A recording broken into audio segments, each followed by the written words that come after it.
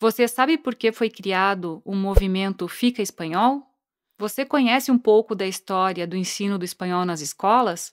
O ensino do espanhol só foi incluído oficialmente no currículo das escolas brasileiras em 1942, quando ocorreu uma reforma no ensino secundário proposta pelo ministro da Educação e Saúde, Gustavo Capanema. O único registro anterior a isso foi a abertura de um concurso para a cadeira de espanhol no Colégio Pedro II, em 1919, no Rio de Janeiro. Na reforma Capanema, além do espanhol, faziam parte do currículo das escolas o latim, o grego, o francês e o inglês. De todas essas, a única que era optativa era o grego. O estudo de todas as demais era obrigatório. Apesar da inclusão oficial do espanhol, ele já entrou para o currículo em desvantagem se comparado às outras línguas.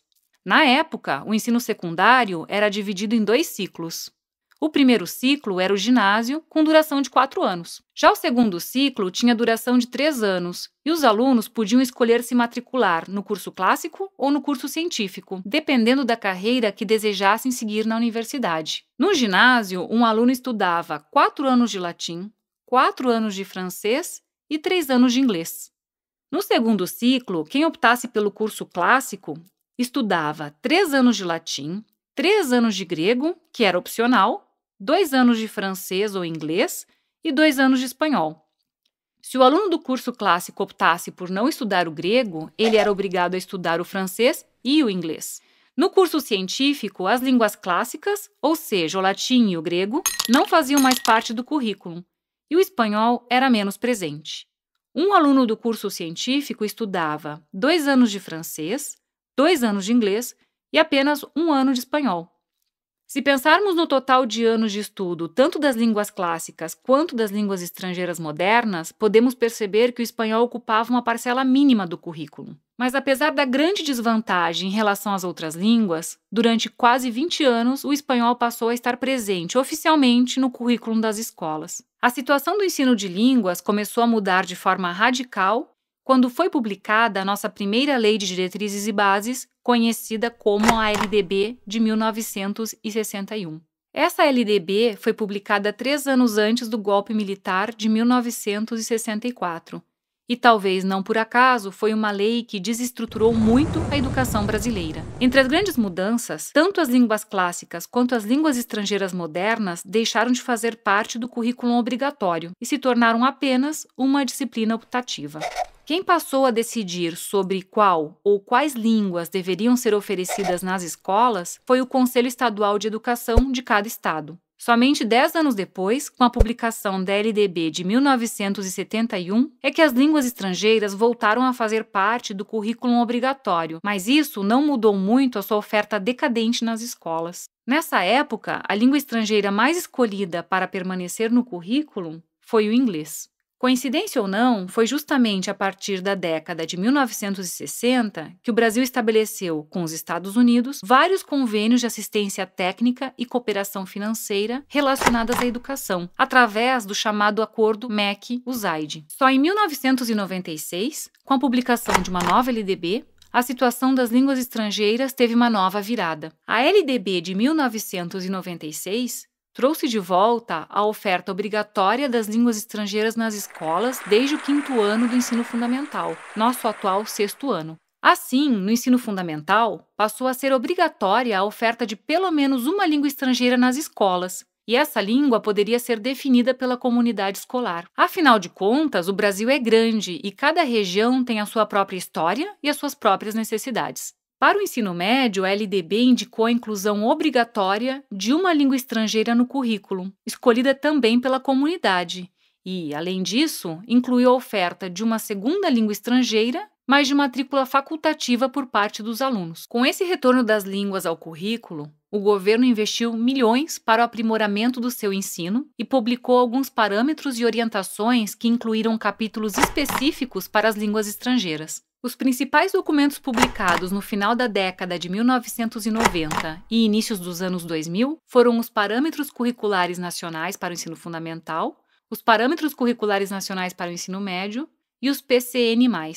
E para tentar incentivar mais a oferta do espanhol nas escolas e efetivar os tratados do Mercosul Educacional, do qual o Brasil faz parte, o governo aprovou em 2005 a Lei 11.161, conhecida como a Lei do Espanhol. Essa lei tornou a oferta da língua espanhola obrigatória no ensino médio, mas de matrícula facultativa por parte do aluno, de forma a respeitar o texto da LDB de 1996. Foi só a partir da Lei 11.161 que o espanhol começou a ser realmente oferecido nas escolas, rompendo com décadas de ensino hegemônico de apenas uma língua estrangeira. E, em função dessa lei, muitas universidades e institutos federais criaram novas licenciaturas para formar professores de espanhol. Além disso, milhares de novas vagas de emprego foram criadas para atender à nova lei, tanto nas escolas da rede privada quanto nas escolas da rede pública.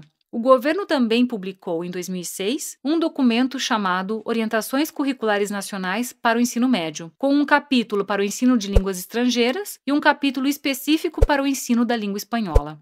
Mas quando foi que tudo isso começou a mudar? Todas essas conquistas começaram a se perder com a recente reforma do ensino médio.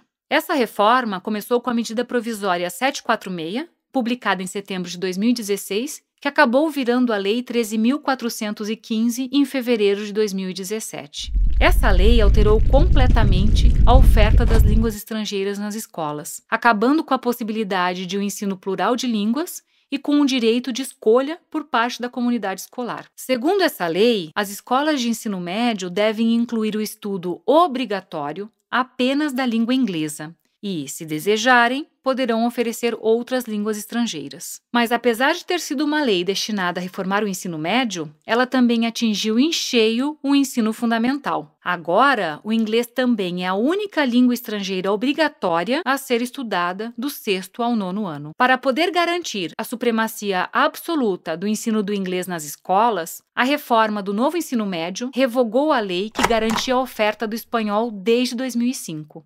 E para completar esse cenário, na versão final da Base Nacional Comum Curricular, tanto para o ensino fundamental quanto para o ensino médio, foi excluído o capítulo que inicialmente tratava do ensino das línguas estrangeiras. Agora, esse documento faz referência apenas à língua inglesa.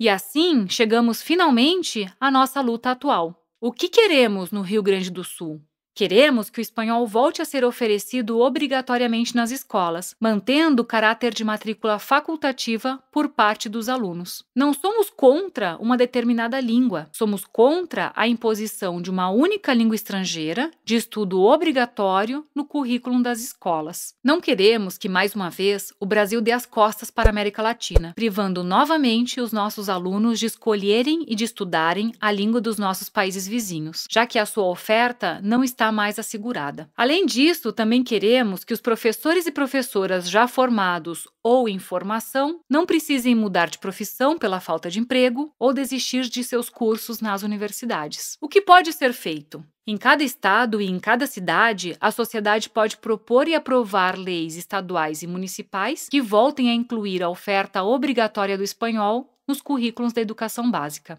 A luta é pela permanência do espanhol nas escolas. É pelo direito dos alunos escolherem a língua estrangeira que querem estudar. A luta é por um ensino plural e cidadão, pelo respeito à língua e à cultura de nossos países vizinhos. A luta é pelos milhares de professores que podem perder seus trabalhos. Definitivamente, menos nunca será mais.